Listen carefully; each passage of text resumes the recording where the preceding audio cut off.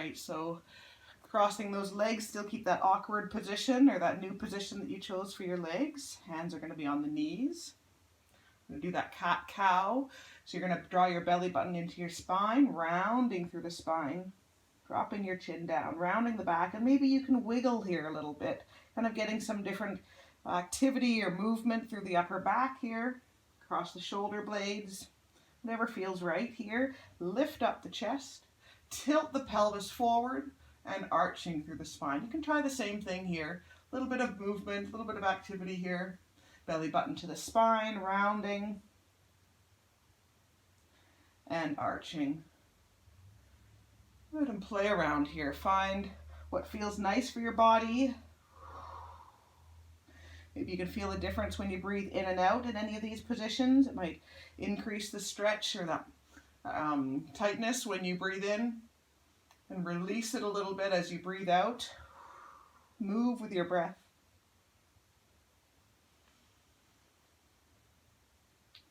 Good, and just coming back to a neutral position, nice and tall here. Good. Okay, so same position for the legs. You can stay right as you are. Knees nice and heavy. Think about your hips staying nice and heavy as well. Position number 1 for the arms. Okay, and the arm is going to come to the side, hand to your shoulder, and tilting over to the side. Keep that opposite hip nice and heavy and that opposite knee nice and heavy. Position number 2, the arms are going to come up and overhead, plug back down, and then leaning over to the side. Good, and you can lift the chest up towards the sky a little bit, opening up. Good, and come back to your starting position, position 1, or position number 2. I'll show you position number 1 just for this side. Oops, the arm coming across your chest, hand to the side, leaning over, and then lifting the chest up towards the sky. And you can kind of move a little bit in and out. Keep the hips heavy.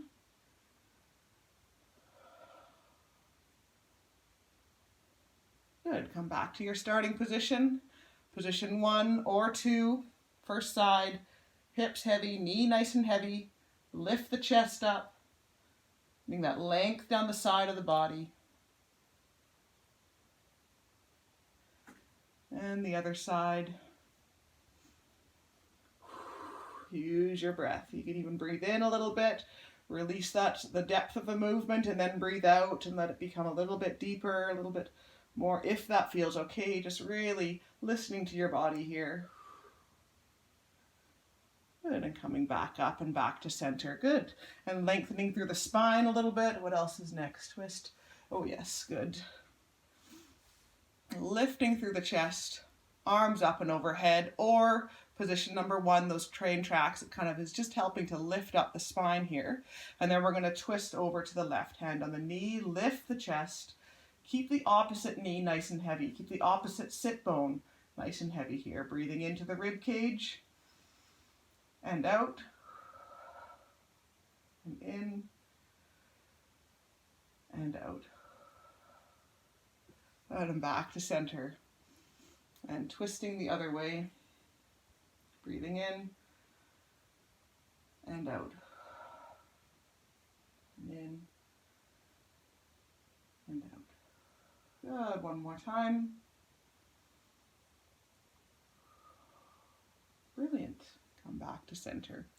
All right, so we've just done quite a bit sitting there, so you can take a little moment, stretch the feet out in front of you, maybe bounce the knees up and down a little bit if that feels okay, or rotating the thighs, maybe even put your hands on top of your thighs and roll them out and in using your hands, or if you know how to do this already without using your hands, you can kind of get that movement just from the muscles in the side of the, in the hips here. You can do that movement just resting back on your hands here, just giving the knees a little bit of a break. Good stuff. All right, so next up we're going to get rid of that support that you were sitting on. You may need it if you have sore knees and a hard ground. You may need it for your knees. You may want to put your knees on the blanket. I'm just going to move mine to the side. We're going to come onto your hands and knees for this next series. We're going to go through similar movements for this next series. So on your hands and knees, I'd like you to get your hands under your shoulders, knees under your hips. If you have difficulty with this weight on your hands, just come in and out of this position. You can always kind of sit back on the heels or come back into a seated position as we were just doing on your cushion. and just work your way up to being able to support yourself a little bit more. Good, so we're going to start with some body circles here. So shifting your weight forward, out to the side and back. Just moving your body in circles. Here, I'll show you from the front. You might feel a bit of a stretch or a lengthening down the side of the hips, maybe the side of the body here a little bit. You're effectively moving your shoulders and your hips here in circles. Let's go the other way. That little support under your knees or that little cushion underneath your knees may be quite helpful here, especially if you've got hardwood or just a hard ground, or if you don't have much of a mat.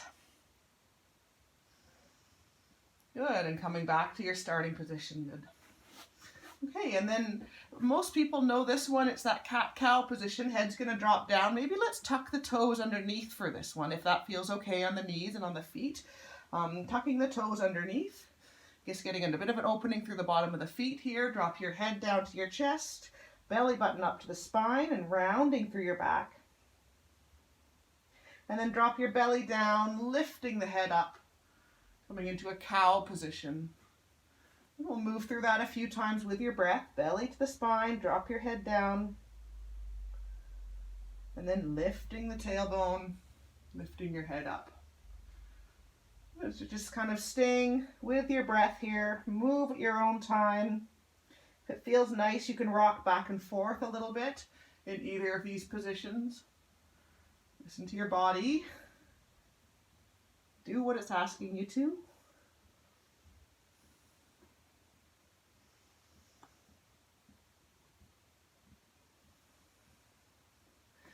Good, and then coming back onto your hands and knees. If you'd like to, you can take a little bit of a rest, coming onto your bottom and wiggling the legs a little bit, bouncing the knees. That's no problem. You can even slide the feet on the ground a little bit, just getting some movement through the knees and a little bit of a release from the shoulders. Good, otherwise, you can stay on your hands and knees, or you can return to the hands and knees when you're ready. And we're going to stay nice and even on the hands and knees. Let's keep the toes tucked under for this one. Hands right under the shoulders, knees under the hips. And you're going to turn to the right. Keep your hips right where they are, so keep the knees, the weight even on the knees. And turn to look towards your right ankle. You may or may not see it, that's fine. And that's getting a bit of length through the left side of the body. Then come back to center. We're going to do the same thing the other way. So you're turning off to the side towards the left. Keep the weight even on your hands and your feet as much as you can, looking towards the left ankle. Good, and come back to center. I'll show you from the front, off to the right, turning to the side. Maybe a few breaths into the rib cage here. Back to center, and the other way, off to the left.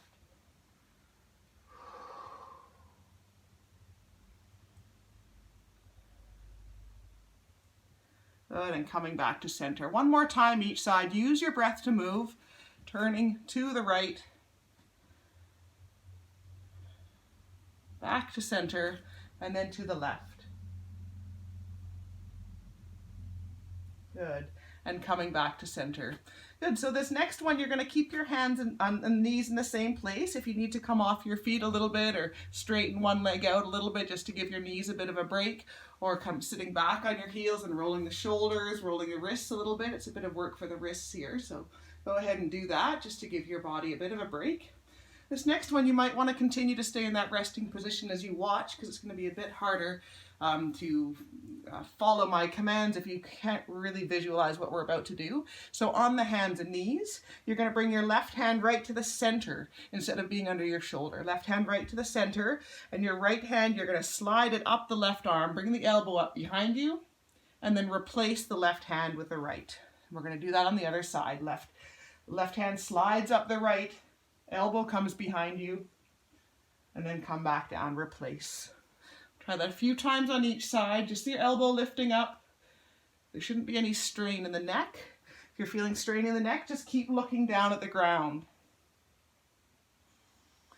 Use your breath to move. Hand slides up the left arm, elbow comes behind the body, your head can look down. That will make sure that the rotation's coming from the spine, not from the neck.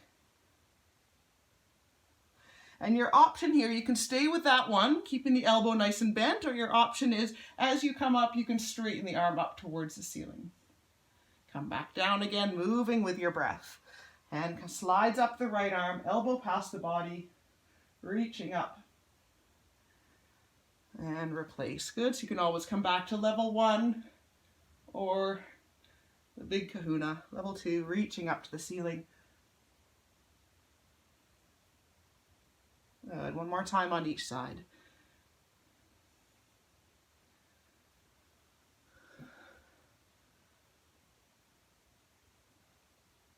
Good.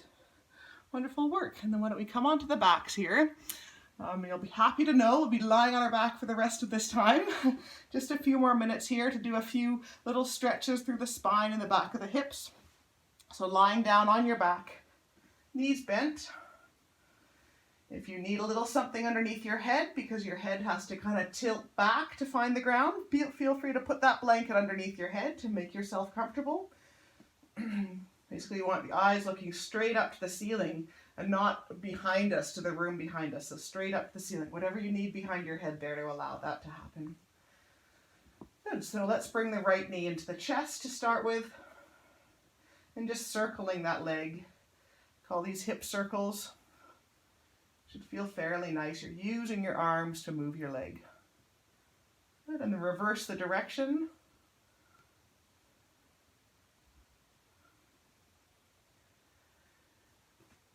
Good, now place that right ankle to the outside of the left leg here.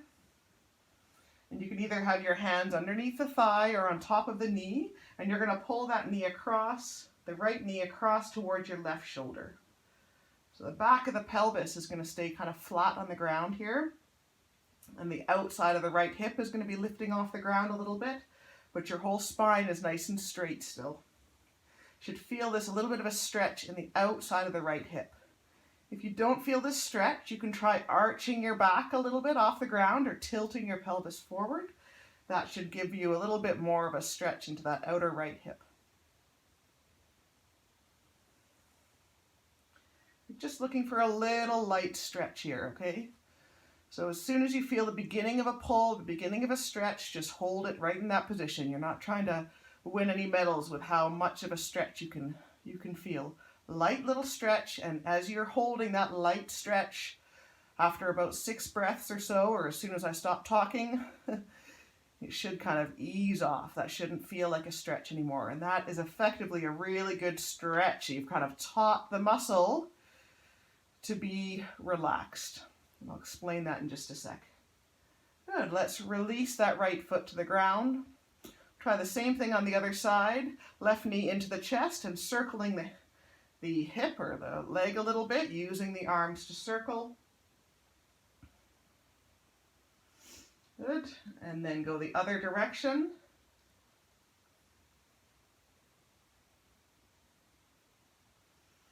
Good, and then the left ankle is going to come to the outside of the right thigh.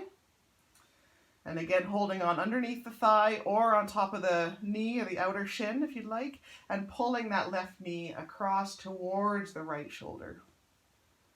Good. And again, that light little stretch in the outer part of that left hip there. When you go to stretch a muscle and you feel that stretch, what's actually happening is the muscle is tightening up. So it's trying not to let you tear it. So it's kind of telling you, hey, that's about enough, okay? What you want to do is just get that light little pull that you're feeling just now, very light pull here, and hold at that same intensity, that same light kind of pulling on the muscle, like you're challenging the muscle to be a little bit longer, and the muscle's saying, wait a sec, buddy, you just hold off, I don't want to tear. So it doesn't quite trust you yet. But as you hold that gentle stretch, the muscle starts to say, oh, wait a second, maybe he or she knows what she's doing. Maybe she's not trying to tear me. Maybe she's just trying to, this feels actually like she's not trying to make me longer anymore. So I'll just relax a little bit. And when the muscle releases, that's when you don't feel the stretch anymore. So that's what you're looking for in any decent static stretch, is for the stretch to ease off, to go away. You're effectively teaching your muscles to relax. instead of continuing to pull on the muscle and teaching it to be tight. There you go. I talked for at least 30 seconds there. Good. Let's release the foot back down. Bring the feet out nice and wide here. The arms out to the side in a T position if that feels okay, or a little bit lower. Keep the shoulder blades drawn together a little bit underneath your body, so you're kind of allowing the shoulder blades to come together. Arms out, palms up, feet as wide as the mat or a little bit wider. So nice and wide with the feet. Keep both shoulder blades on the ground. And we're going to tick-tock the knees a little bit, one side and then the other. Good. But just nice and gentle here. If it feels okay, you can always just stay here. You can always bring the feet a little bit closer if that feels a bit better for you. If it feels okay, you can let the knees go a little bit further to one side and a little bit further to the other. What we're trying to accomplish here is the shoulder blades staying on the ground. So you're getting a little bit of rotation through the lower back. A little bit of internal and external rotation through the hips. So if you've had a hip replacement, you might find you're a bit limited with this movement, and that's just fine. Just go with where your body wants to go. They often say, especially the first 3 months after a hip replacement, not to go into internal rotation, so not let that knee come too far in. So just be quite gentle here with yourself. Listen to your body. Good. And if it feels okay, you can let the knees drop over to one side and holding on that side, taking a few breaths in and out. Maybe feel that a little bit in your lower back or across the front of the hip.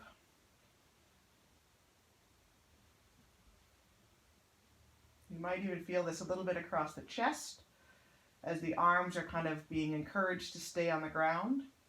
Good, and let's switch to the other side. You can rock and roll a little bit side to side again, or you can go straight into that hold on the other side. Just see if you can keep the shoulder blades kind of tucked underneath a little bit. That helps to open up the chest.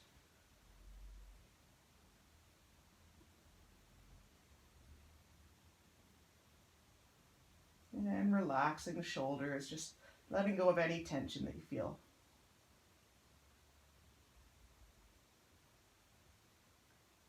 Good. Bring your knees back to center. You got a couple options here. We're going to finish off in a seated position. So you got a couple of options. You can just, if you're done, you could just kind of, however you want to get to a seated position, you can do that, or you can just stay there as you're lying down, or you could rock and roll a little bit up and down your spine if that feels okay. Or you can just roll to your side and push yourself up to a seated position. Good. And just eventually finding your way back at center, whichever seated position feels right for you. Great. Lengthening the spine. We've kind of moved a little bit through your whole body today, so I hope you're feeling pretty good. This could be a nice routine to come to most days or most mornings, just to kind of wake your body up a little bit. Wish you all the best, and thanks for joining me. See you. Bye.